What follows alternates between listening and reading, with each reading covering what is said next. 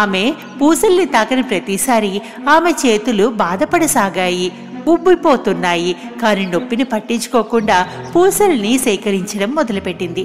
అకస్మాత్తుగా ఆమె వేటలో ఉన్న ఒక యువరాజు చేత గుర్తించబడింది. యువరాణి అందం చూసి యువరాజు మైమరిచిపోయాడు. కాబట్టి అతను త్వరగా తన మార్గంలో యువరాణిని పలకరించడానికి చూశాడు. ఓ అందమైన అమ్మాయి, నేను నిన్నిక్కడ మొట్టమొదటిసారిగా చూస్తున్నాను. నువ్వు నీ అందమైన చేతులతో ఎందుకు ముళ్ళని పట్టుకుంటున్నావు?